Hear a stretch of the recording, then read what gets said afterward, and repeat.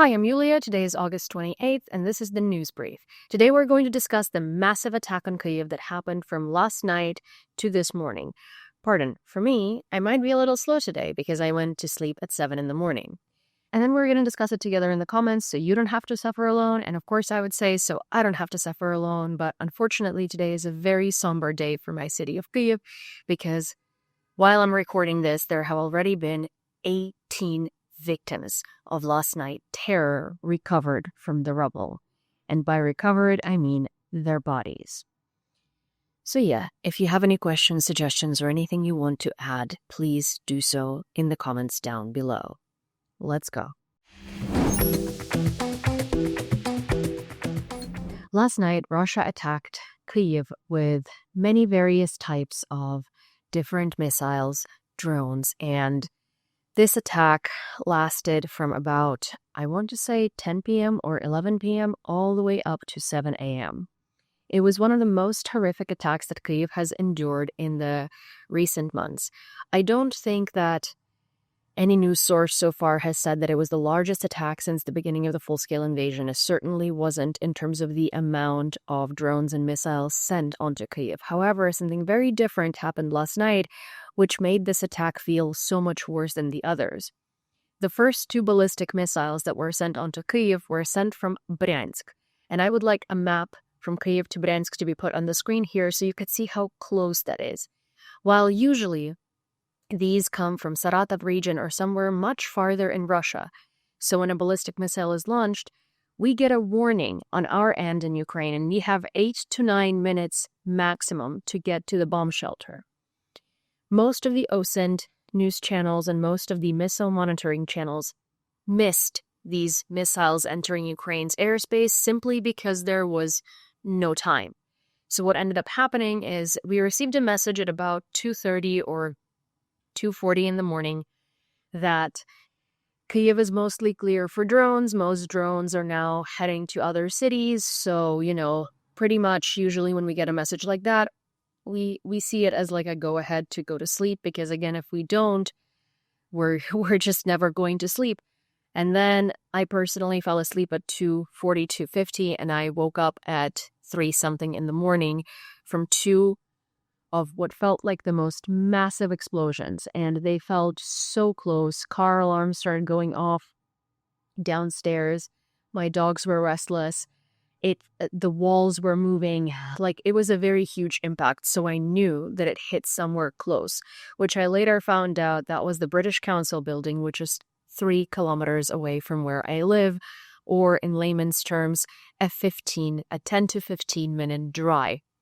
So that is very close in terms of missile impact. Obviously, we ran to the bomb shelter, me and my dogs, where we spent the rest of the night until 6:30 or 6:40 in the morning. And while normally when I sit in the garage, it's really hard to hear both the explosions and the air defense working. It's usually like a distant sound somewhere quite far away. This time, every single time there was an explosion, it felt very much in the ground. My garage is underground, and it was shaking. All of the noise from the missiles hitting and being taken down or intercepted was incredibly vivid, incredibly loud, incredibly present. So I knew that the center of the city was being attacked. And unlike in most of Russia's airstrikes, these both landed and were intercepted with debris falling. A lot of them were in the very center of Kyiv. Like, if you think about like districts-wise, it's like District 1. So the very, very central downtown Kyiv. It was terrifying. It was one of the most terrifying nights for me, I guess, to date. So Russia used drones, cruise missiles, ballistic missiles. Some OSINT channels were reporting early in the airstrikes that the ballistic missiles had cluster munitions in them. Now, I can't find any confirmation of that anymore, and I also do not see any of those reports anymore, so potentially that was a large mistake. And if you have seen those reports, just know there is not really a confirmation to that anywhere as of right now. There were also hypersonic Kinzhal missiles, or known to a lot of you probably as daggers, their translation. Residential blocks were destroyed, high-rise buildings were burning, schools and offices were hit. Also, the big one is the British Council building and the European Union's mission in Kyiv building were damaged. A direct breach of the Vienna Convention. At least 18 civilians were killed overnight, including so far 5 children. But again, as I'm recording this right now, I'm seeing that there are more bodies being pulled up from under the rubble, so I'm no longer sure in the last 5 minutes that the amount of fatalities is 18.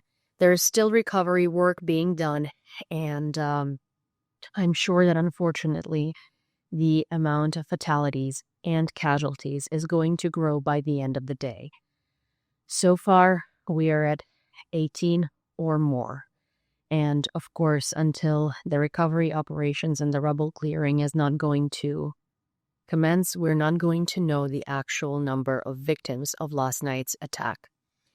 Also, the fact that the British Council building and the European Union mission building were damaged actually means that there was a direct attack on the territory of the UK and the European Union, because those buildings usually are property, not property of the country as in property of the country in another country, but they're considered to be the land and territory of that country.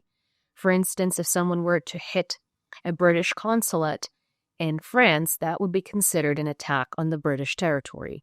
But we all know how these things end. No one's going to react to it. No one's going to do anything about it. And we're just going to have to pretend like it's all good and jolly.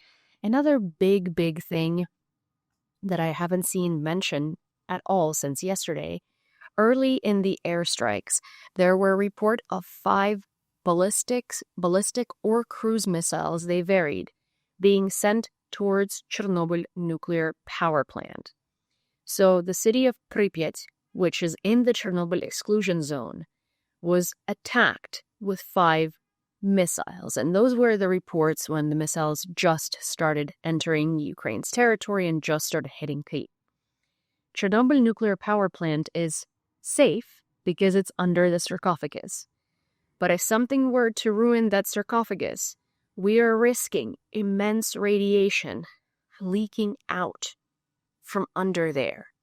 This is not something that can happen because this is going to result in severe consequences, and not just for Ukraine, for all of Europe. Genuinely. When you think of pretend scenarios, or when you think of things like, or when you discount Ukraine's reports on Russia's attacks on a lot of European infrastructure and sabotage operations, and Ukrainian infrastructure is actually an attack on the security of Europe, people tend to dismiss it, but this would not be the what if. This would be a wave of radiation that would reach Europe. And somehow, no one's talking about it. At the same time as this was happening, Ukraine was striking Russian oil refineries. Overnight, Ukrainian drones hit 2 major oil refineries deep inside Russia. The Kuybyshev plant in Samara and the Afipsky refinery in Krasnodar. Both are key suppliers of fuel for Russia's military, including strategic bombers. In just 2 weeks, Ukraine has taken out more than 20% of Russia's refining capacity, a serious blow to the Kremlin's war logistics. I've also seen videos and reports of drones hitting trucks that were transporting that oil. And Ukraine has been doing truly fantastic missions. Now, Sergei Lavrov came out and said that Russia is still interested in the negotiations with Ukraine in the peace negotiations, quite literally, while Kyiv was being struck with all hell breaking loose in terms of weapons of mass destruction. And the second thing that he said was that Ukraine only strikes civilian infrastructure in Russia, but Russia only strikes military and military-adjacent objects. Now, there have not been any victims of Ukraine's attacks on Russia's military infrastructure because Ukraine quite literally only targets military infrastructure. While there have been countless victims in Ukraine every single time Russia touches the red button for sending its weapons of mass destruction's hell over or letting it loose, because Russia only targets civilian infrastructure. There have been no reports in any recent time of Russia taking out any military objects or targets. It's always apartment buildings, schools, hospitals, play yards for kids, churches, conventions, places of mass gathering, center of the city, apartment complexes. It's never anything even remotely military adjacent. And then, of course, Ukraine has been working on its own long-range weapons in response. Ukraine is showing its own reach. Long-range drones, precision missiles, and the new Flamingo cruise missile with a range of up to 3,000 kilometers. Now in serial production, hundreds are being built every month. This is no longer just defense. It's a technological revolution reshaping modern warfare because Ukraine needs long-range capabilities so we can not only fly drones into Russia to take out these military targets and military-adjacent targets. We also need to be able to do that from our own territory, striking with long-range weapons. And, well, most countries are not going to let us use them for these purposes, for the purposes of defense and for the purposes of ruining Russia's military-industrial complex that kills us. And there is a political message here. Ukrainian diplomats are very blunt about it. While Putin shakes hands in the West, talking about peace, he bombs Kyiv to the ground. His actions are a clear reflection of any negotiations, and a direct threat not just to Ukraine, but to the entire West. Because you can't say, I want peace, and then go ahead and send 598 drones and 31 missiles, including Kinzhals, in order to strike civilian infrastructure. And you don't say that you are for the negotiations and that you want peace in the same breath at the same time as those 598 drones and 31 missiles are attacking people in their sleep and terrorizing them. That's just not true. Russia keeps, pardon my French, pissing in the West's ears. And it's a spit in your face that Russia keeps telling your leaders that they're ready for peace and they want peace, and the leaders believe them, while Russia blatantly shows them how much they don't care, they don't value their promises, and how much they don't take any Western leaders seriously. That's all I have for you for today, unfortunately or fortunately. Thank you for being here, thank you for listening, and thank you for supporting Ukraine this whole time.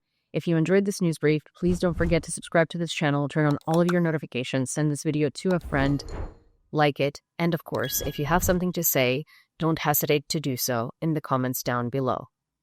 I'll see you next time. I'm afraid I need a nap.